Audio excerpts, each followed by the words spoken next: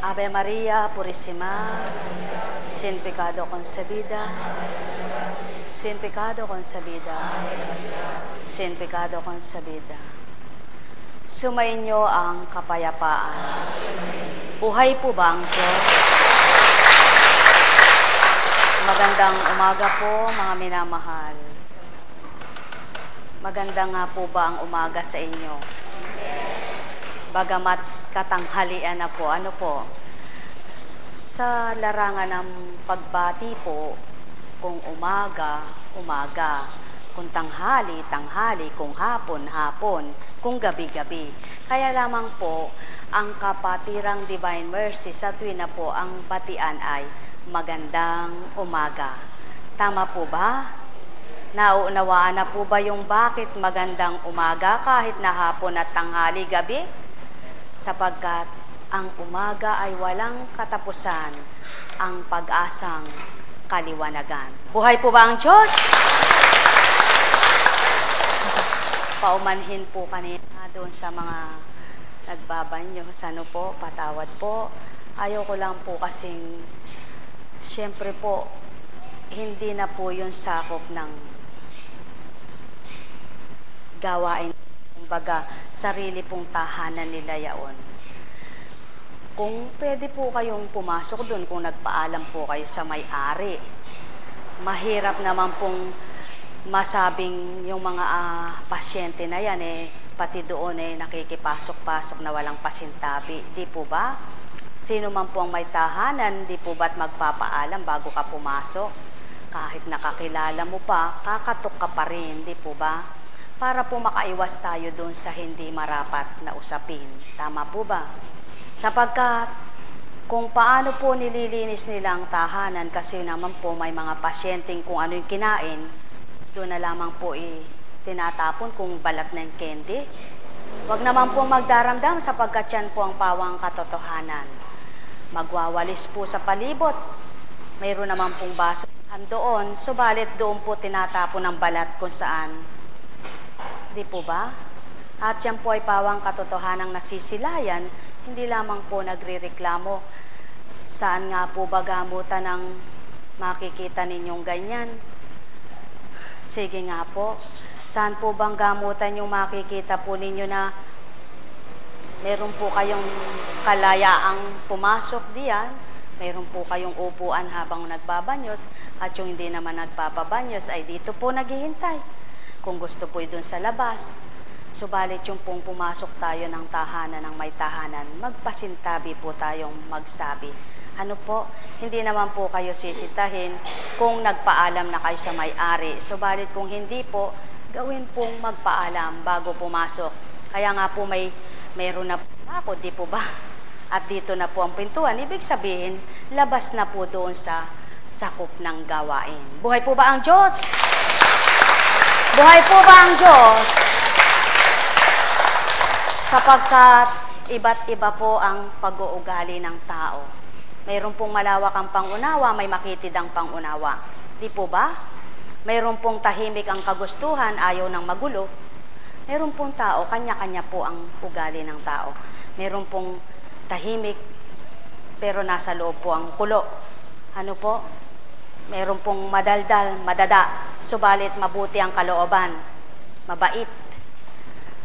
Mayroon po namang nagagalit, pero yung galit sandali lang. Iba-iba po ang ugali ng tao. Mayroon namang taong wala namang kagalit-galit, nagagalit, gumagawa ng galit. Mayroon naman pong nakakita ka na ng ugaling hindi tama, pag nagsalita ka, sila pang galit. Ganun lamang po ang buhay dito sa lupa. At sinisigurado po ng Panginoon, ang taong hindi marunong tumanggap ng kamalian niya ay mataas ang kalooban. Matigas ang kalooban. Kaya kanyang tiisin na hindi kausapin buong panahon. At yun naman po ang hindi makararating sa paroroonan. Yun pong taong matigas ang kalooban at di marunong magpatawad, yan po ang napupunta sa impyerno. Yan po ang katotohanan. Kailangan pong tanggapin ng tao yan.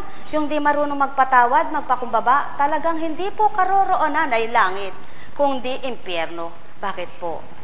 Anong karapatan mong magtanim ng sama ng loob sa kapwa mo ng buong panahon?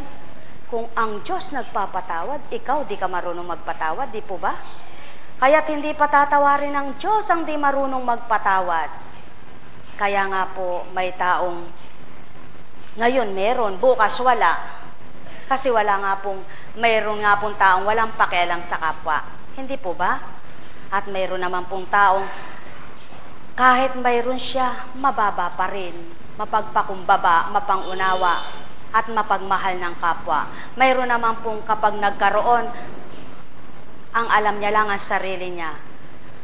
Marami po, iba't ibang uri ang ugali ng tao. Kaya nga po kapag ang ugali ng tao ang naghari, walang maglilingkod po. Sapagkat napakahirap pong paglingkuran sa lahat ay ang tao. Buhay po ba ang Diyos? Pinakamahirap pong paglingkuran ay ang tao. Sapagkat sa tao, iba-ibang isip, iba-ibang pandama, iba-ibang ugali, iba-ibang kagustuhan.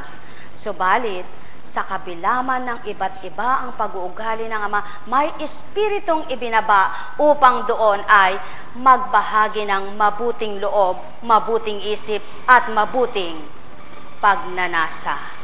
Kaya mga mahal ko, napakahalaga ng Espiritu Santo. Ang may pandinig ay nakarinig. Buhay po ba ang Diyos? Yung pong taong gawa lang ng gawa, walang pakialam sa kapwa. Mayroon namang taong sinasaalang-alang niya yung kapwa niya tao. Iniisip niya kung anong magiging damdamin ng kapwa niya. Sinasaalang-alang niya. Mayroon namang taong nahihiya daw sa kapwa-tao, subalit sa Amay hindi naman nahihiya. Ganyan po, iba't iba ang ugali ng tao. Mayroong nahihiya daw siya na gawin ito, subalit sa Diyos ay di nahihiya. Alin po ba ang dapat?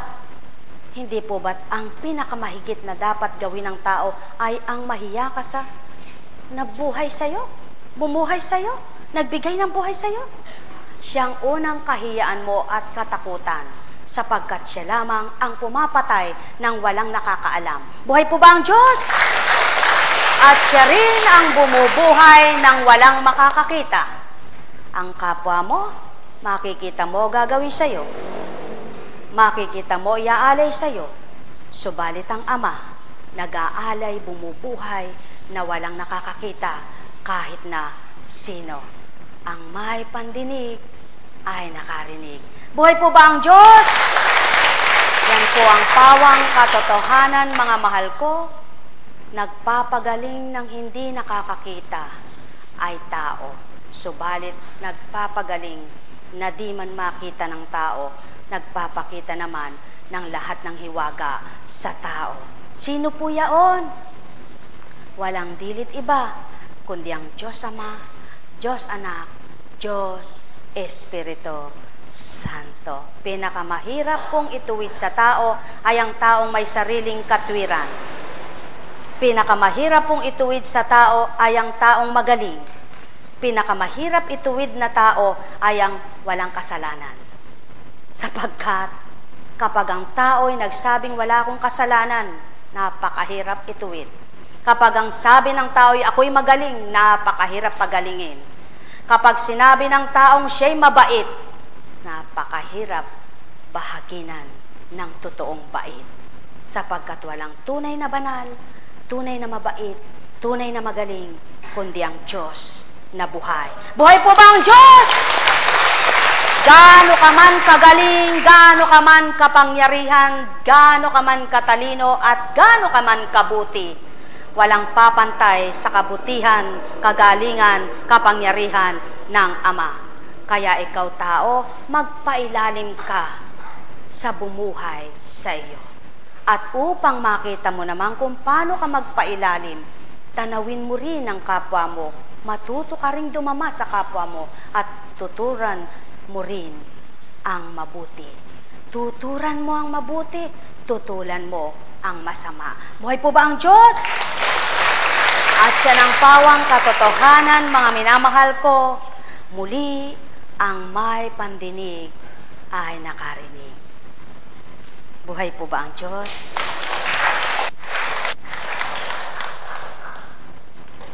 Kaganda niya. Ang buhay po, ano po? Paano nga po kaya magpakabuti? Paano kaya magagawa ng taong magpakabanal? Ano po?